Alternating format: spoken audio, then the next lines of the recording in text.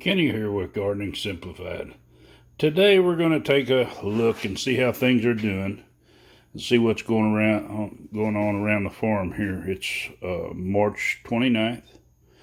And first we're going to take a look at the sweet potatoes. Now, these are definitely going crazy. Now, for those of you that like house plants, a sweet potato would make a great house plant if you had a big enough pot where you can make sweet potatoes in it. It's basically like an ivy, so it can do with a little lower light situations, and they'll still grow fine. The leaves won't be quite as dark. You'll see some that's more away from the sun or a little bit pale, but plus these are growing fast, so it makes a difference. Now, these were planted on March 2nd, and the same time we planted some potatoes. Now, they are just a little bit dry. I can moisten them up and get them going a little bit more, but what I'm doing is growing slips for my sweet potatoes. Now, these won't need to go out until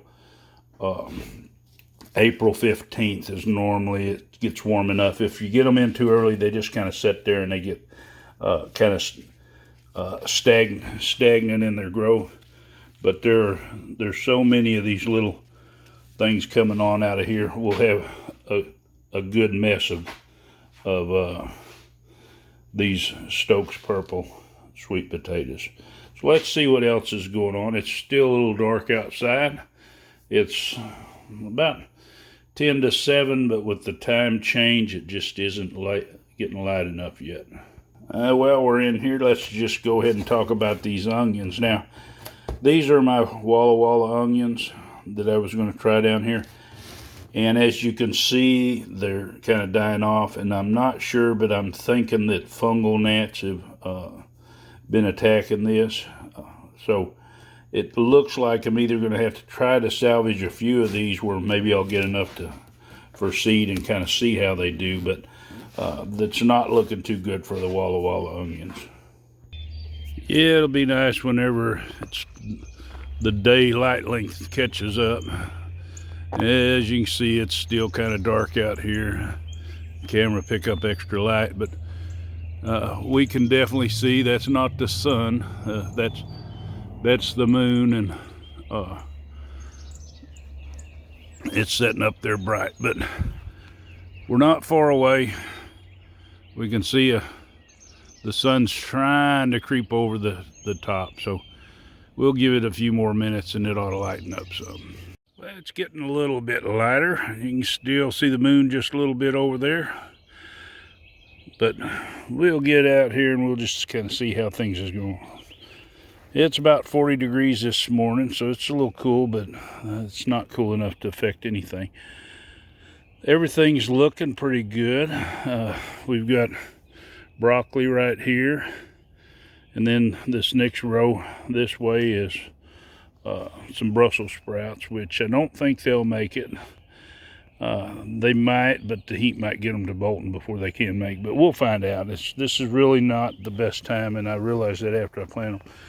Now, this here is some more of the Green Magic broccoli, but these smaller ones where I had some died, now these are actually the same age plants as these, and you can see how much difference from just staying in a little cell tray, how much quicker they'll grow. So the quicker you get them out into your garden space, the quicker they'll grow. But I kind of left the other one, but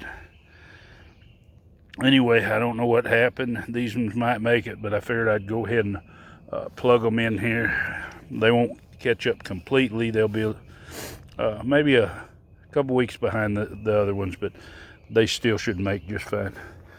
Now, my garlic over here, it's doing good. It's all up about 18 inches to 2 foot tall. Well on its way to getting harvest time. I might harvest some of this as green garlic. But anyway, we've got an empty place in the bed. We've got to clean up where we harvested out for the farmer's market. We're going to go ahead and pull out this kale over here. What I want to show you is, I've talked about this, but when your kale starts really shooting up they're tall, it starts trying to walk out, you know, uneven like this. What it's doing is it's stretching out, and it's getting ready to bolt. It starts getting tougher. A lot of times you can tell on these. Now this isn't real bad because you see how it broke off, but when it breaks off, and it's stringy when it breaks off, and this is getting that way. I mean, it's kind of tough, but it just broke off smooth. But when it starts getting stringy right here where it breaks, that's when it's tough. A lot of times you can still eat it, but normally you'll strip the stem out. Any other time we just eat it. Same way with the mustard. We've harvested out what was really good. You know, we picked through. It's not really bad bug eating, but it's not to where we take it to market, and we don't need any for canning. So what we'll do is we'll take this out and compost what's left, and then plans are to put some more turnips in here. So that, and maybe some a little more mustard. But things are going good. Let's go on and walk on over here and see. We've also got a bare place here. Now, in the previous video, I showed you my dinosaur kale, and it was going to seed. And I had some more down there by the greenhouse, and I was talking to my wife, and I told her, I said, we'll pull that up down there, and that's going to seed, and we'll leave that other. And she thought I was pointing at this row over here, so she took out this that was going to seed. So it's no big deal. It's not like we have to have seed from it. We'll catch seed off of some of these. But sometimes if you have someone else out here and you've got certain plans, you got to make sure that you make them clear, so you know that there won't be that confusion. We've got some cabbage still coming in. Some of it might not make real good. We've been harvesting a few heads out of here, finishing this up. We've got more cabbage started. This row right here is some early Jersey, and then there's a few Cabros, I think's what it is, on the end. It's a red kind of cone-shaped cabbage. And then there's a few right at the end. There's a few broccoli, I think, right at the very end. And the bigger one's a Brussels sprout. But the collards and the dinosaur kale's doing good. This has been harvested, so it looks a little bit thin, but it's really growing fast, and it's really healthy. And we have some kohlrabi here. Now some of these are just now starting to fill out. They've still got a ways before they're going to be ready to start harvesting, because they just haven't started forming a ball. Now these are planted kind of close, so they will probably tend to grow a little bit slower. And down here we have some, I think it's Calabros cabbage, and you can see that's a beautiful red color, and I'm hoping it'll taste good. We're going to take that one right there and eat it here in the next few days with some other cabbage that we have. Our herbs are doing good. We've got plenty of chives. In fact, we might harvest some of these and dehydrate them, put them in.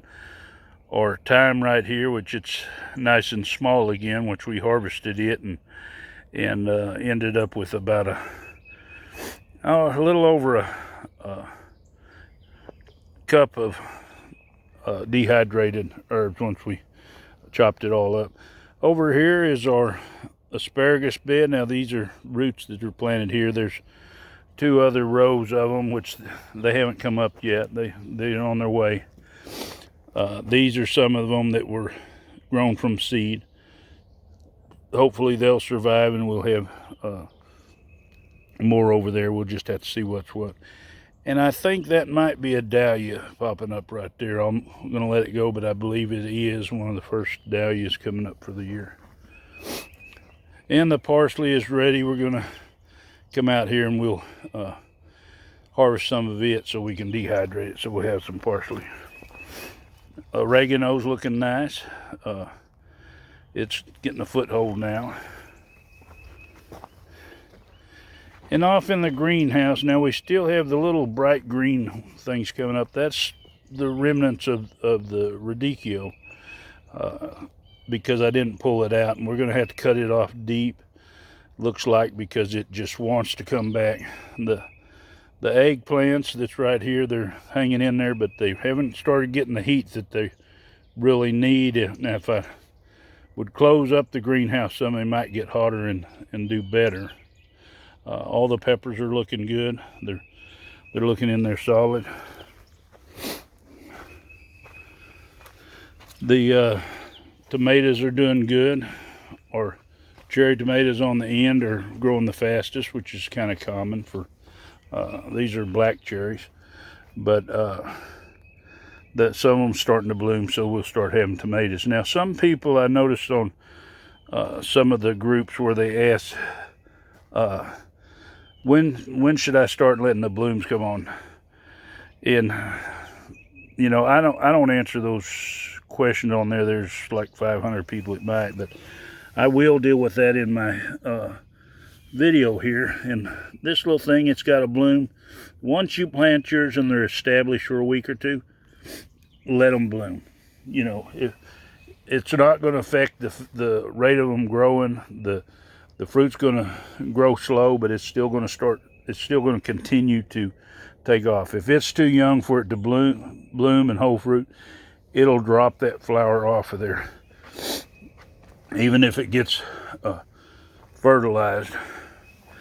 But always, just like this, come through and tickle those blooms. Some people say, I don't want to be tickling my blooms. But if you want tomatoes early and the bees aren't coming in, and if you noticed in some of my videos from last year, the bees don't particularly, they don't flock to tomato flowers. That's maybe something to do with the pollen or something. So don't expect them to be getting fertilized good. Now up here we have a lot of plants. We have some marigolds that are ready to be set out. We've got some peppers that's still small. We might pot these up just to get them growing faster. I'm anxious to get some of my Pinata cayennes in just to see the colors with them. These are just extra okra that we'd put some out.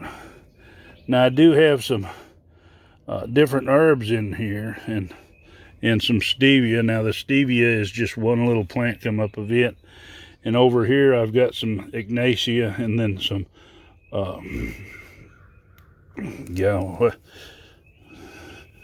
chamomile flowers.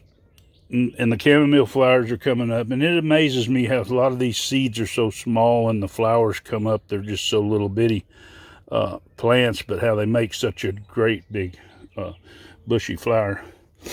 Over here's a few more herbs, and we have some catnip. It hasn't decided to pop its head out, and I've got some wormwood. It hadn't decided to, but I've got some of my tomatoes are looking big enough to go in the ground. These are some Abe Lincolns over there.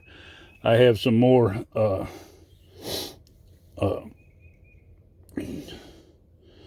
eggplants here.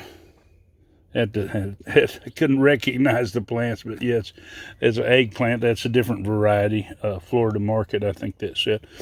And then I've got some more peppers here that need to go in. These bananas here, a couple of them left, and then some more natapinos and some habanadas over here. A few flowers. These are my other tomatoes I want to plant this year. These are the mortgage lifters. I haven't grown these before. A lot of you or a lot of people have talked a lot about them, and I figured I'd try them out. I'm experimenting with a lot of varieties. We have more tomatoes over here, quite a few different varieties. We've got a few cauliflower. Now these cauliflower never have done real good. I don't even know. These might go out, but they might not be worth the space and might just wait and plant a later crop.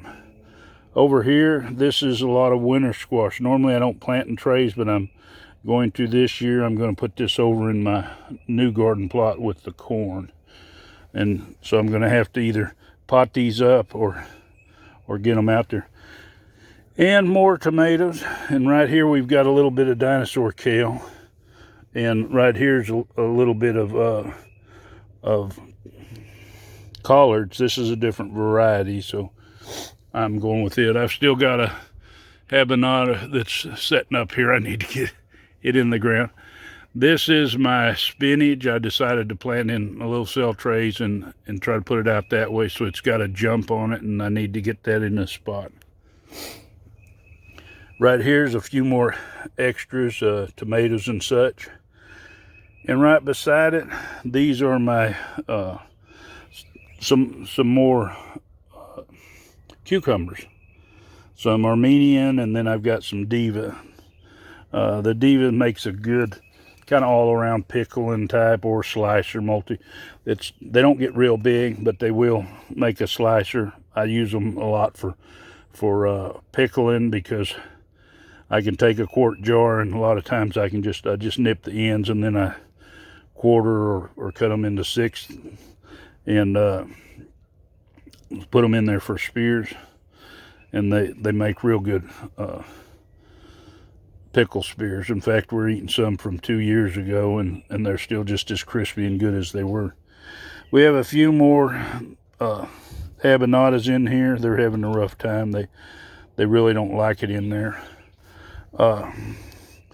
These are my problemos that were from Save Seeds, and we need to get them potted up into something bigger, or either go ahead and get them in the ground. It's probably going to be the best thing. A few more tomatoes. These are some mammoth red cabbage, or red mammoth, however. Got a few more beets. These might go in the ground. And then these are some more leftovers. We've planted most of them, replanted. Got a couple of rutabaga there that I didn't lose any of those out of that spot, so I'll just kind of leave those. And then we have some bigger marigolds. We'll get those out. And our cucumbers are doing fine. What plans are today is to rework this area in here, and we'll go ahead and put out some chicken manure. We'll pull all the staples on the lines, and we'll raise the lines up. We're going to put probably another couple of inches of compost in here. We set this up last year, and of course it didn't have a lot of feeders on it, but it still needs a little bit more fertilization, and it's easiest to put go ahead and dress these up too, because we can just dress right around the plants, build that up, and then we'll go ahead and start stringing our cucumbers. We have the lines up here ready to go. We just kind of trying to get to the point to where we get rid of most of our plants, so we're not working between the lines, but it won't matter, because we can work around them. Our rutabagas are doing good here. And we get over to our onions now. Those of you that follow me, this little section right here, up to where it stops right here, this was my intended seed onions for this year. And with that cold spell, it kicked them off. So you see what I've got, a whole set of seed onions. And what I'll end up doing is, these are bunching onions, and they'll start opening up, and the bees will really start hitting them. And once they start fertilizing all these here, what I'll do is I'll save some seed, and then I pull up all of these onions, and then I cut them off and separate them because they'll multiply out after they start to seed, and then I'll just pull them up, dry them out, separate them, and then I'll just plant them right back into the ground. And the second crop of onions will be really, really great. But there's a few smaller ones that's in here. I don't know if we had some die. Now this second batch here, these were young enough. I think they should be fine. So we'll see how that goes. But we've got some more garlic down there. Now we have our lettuce in here, and I haven't been taking good care of this. And it looks like the red lettuce is still hanging in there, but I need to start watering this regular. It did get a good rain, so it should start pulling on out, but definitely need to slow down and take care of these things.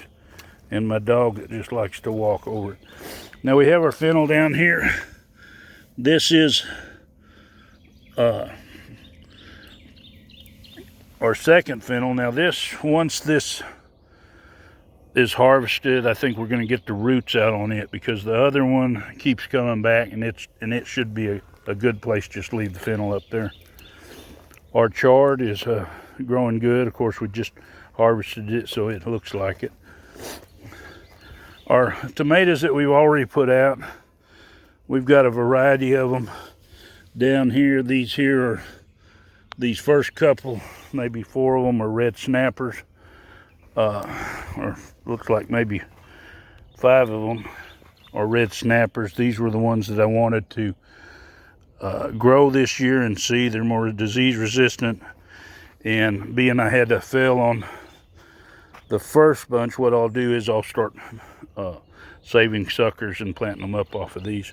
But I have a bunch of varieties. We've got a few marigolds planted in the middle of the row. Maybe keep the insects down some. Keep them confused. We've got some basil started. We're going to start putting basil in between here. All our peppers are looking good. We've got a few weeds creeping in, and we'll have to take that. And we need to finish out going down between our rows, because until we get it covered, and even though we're covering it, I'm seeing a lot of weed seed in that center cover, so we'll have to deal with that until we get it all under control. But our same thing with our squash. You can see the bigger ones we put in first, and then the second batch that we finished on out. Most of this from right about here down to this way is crookneck. There's a few, maybe a dozen on the end that are straight neck. And what I'm going to plan to do this morning, and I've got strawberries coming on all over. We've been eating a few. It's going to be time to start harvesting. You can see that there's a lot of them. But I've started potting a few of these strawberries up, and I'm going to do a video on that while I pot up a few of these today.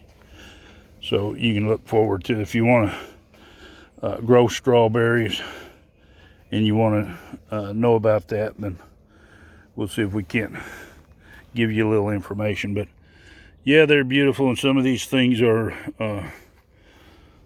they're really large. I don't know if the fasciated bloom or what it is, but you can see how big that strawberry is there. It's just I have large hands, and that's a large strawberry. We have, these are all our paste tomatoes that are over here. It's getting close to the time we're going to take and probably go in here again and fertilize, work dirt, and hopefully we can find some places, because we got to put in a few plants and we don't have any extra of this variety. And I really didn't want to mix the rows, but get in here and get the baskets are up against the fence down there. We'll get them in and get them all caged up, ready to go. And right here, and I better turn this water off. It don't need the water today. It's not hard to tell. We got 2.5 inches of water yesterday, and it's definitely coming out on the side of the road. We have water puddles in here now. Most of this is all real sandy, but this area right in here has clay up close to the surface. And that's one thing you need to watch when you're planting your garden.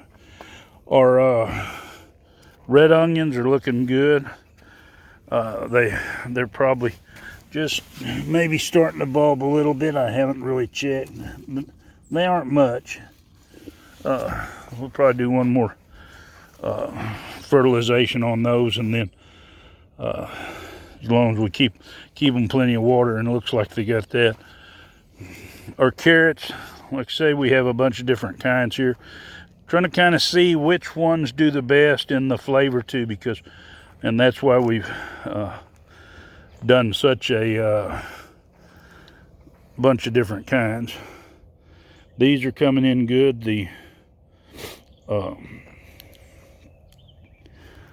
These are tender sweet carrots. And we have a few more squash over here. I'm not squash, cabbage. These are kind of slow and behind. Hopefully they'll speed up and they won't just go to bolting. Over here we've got a partial row of watermelons. These are my yellow, let's say yellow variety. I don't remember the name, but they're red meat. They're just, the rind turns yellow when they're ready, so there's not that problem about trying to thump or looking at the little curly Q or whatever to see that they're ready. Over here we have our leaf lettuce, and we just harvested this. It's taking off and growing fast. It's getting close to ready again. And then we have some radishes that hopefully will be ready for the farmer's market this Friday to harvest. We'll go back over here. We have our potatoes coming in. Now there's a few little spots where they haven't come up yet. They'll be in. I can see one little one coming up underneath the gripper there. That's red ones. These over here are Yukon Golds, and we have some more red ones here, and those are Yukon Golds over there, and the red ones are down here. These are all radishes, and hopefully some of these will be ready this week. And we have put a few petunias in here, and we might use these as edible flowers in some of our salad mix bags. And we're going to look underneath here. I was going to take this off yesterday. I can see that I've got carrots germinating down here, and so they got to get to some sunlight, so that'll be a job to take care of here in just a few minutes. Some more lettuce. We'll be harvesting this as leaf lettuce here. We had been harvesting some of this butter crunch, but we might just let this go ahead and head up and sell it that way. We have some beets over here. They're starting to take off. It's definitely, we're getting behind on weeding, and we got to get in here. I got a lot going on when it's this time of year from planting. All this grass coming in, we're going to have to take care of it real quick. We still haven't got these centers taken care of. And we have some more carrots here. These are doing good. I don't think I'm going to thin these. And we'll just see how they do. They've got enough room to stretch out, and they are kind of thinned out their cell. Right here we have cilantro coming up. Won't be long, it'll really be jumping up from there. And this is our next batch of leek that we've got going, and then that one's right behind it. You can see it's a little shorter. We have green beans coming up. We have some early peas, which are behind, but of course if they were on time, the freeze would have killed them. So hopefully it won't get too hot too quick for them. They do good as long as they keep enough moisture. Now the These are the yellow guano up here, and I do have a lot of them because the cold weather they're shooting out seed tops, so we're just eating them. But they're starting to bulb. They're not real big yet, so we'll see how that goes. But like I say, we do have a lot of them that's up here at this end that are trying to go to seed, and we'll probably let some of them. Like I say, we've been eating them. It's not like they taste different. You just can't store them once they go to seed. So we're eating them as big green onions. But you can let them get up to, go ahead and bulb. They won't bulb as big because they're putting a lot of energy in seed making, but they'll still be good to eat. You just can't store them. We have some cucumbers here. They're looking a little rough because they've really been having a time with some bad winds and some bright sun. It's just really working them over, but some of them's hanging in there, and so we should be in good shape. We've been harvesting this leek out.